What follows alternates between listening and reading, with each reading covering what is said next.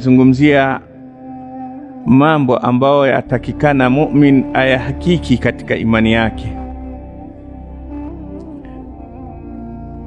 Tukafikia jambo la mwisho ni kwamba mu'min, imani ikupe nafasi kama ulivyompenda Allah.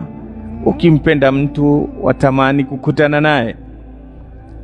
Sasa unavyokuwa umempenda Allah tabarak wa taala, Allah tabarak wa taala sema faman kana yarju liqaa rabbih falyamal amalan saliha wala yushrik biibadati rabbih ahada.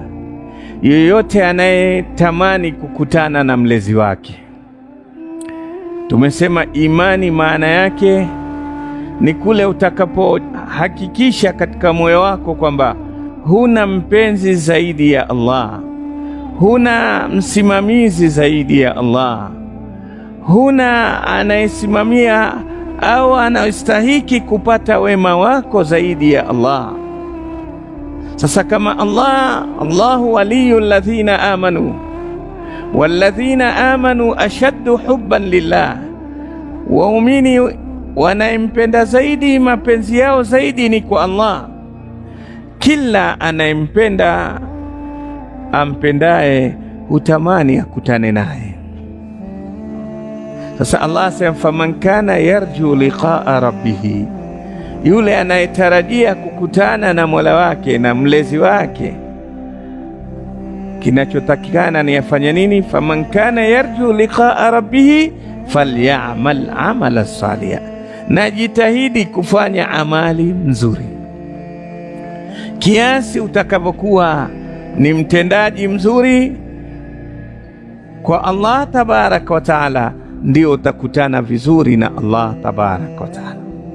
Allah anawapenda wale wenye kumfanyia mazuri, wale wenye kumwabudu, wale wenye kumtii.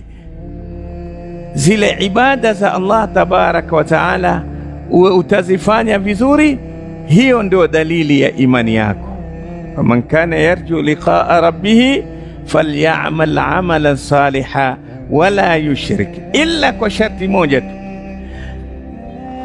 wala yushrik biibadati rabbih ahada. Zile amali anazozifanya ni ibada, anamfanyia Allah. Kwa kuwa ni ibada, asiweke mwingine katika ibada zile, zisiende kwa mwingine. Kwa maana mkusudiwa awe ni Allah peke yake. Tajridu niyati lillah, nia yako iwe moja kwa moja ni kwa Allah tabaraka wa taala. Na hapa ndio utapata faida. Katika salafu saleh watuambia, ibada ukitaka kudumu na ibada, tengeneza nia. Na ndio Allah hakutuamrisha tuabudu tu, hapana. Asema wama umiru illa liya'budu Allaha mukhlisin. Ina maana sharti ya ibada ni ikhlas. Ukitaka kuendelea kuabudu, basi tengeneza kwamba ibada hii mimi ni kwa ajili ya Allah, isiingie kitu kingine. Waweke mbali viumbe vya Allah. Ukiweka kitu kingine, ibada ile itakatika njiani. Ndio wakatuambia ma kana lillahi dama wattasal wa ma kana lighairihi inqata'a wanfasal. Lolote linalofanywa kwa ajili ya Allah litadumu na litaunganisha, litaendelea. Wa ma kana lighairihi, lakini utakapofanya nia si Allah, inqata, litakatika njiani. Wanfasal, na litakuwa mbali, litakuwa vipande vipande, haliwezi kufanywa kwa kudumu. Kwa sababu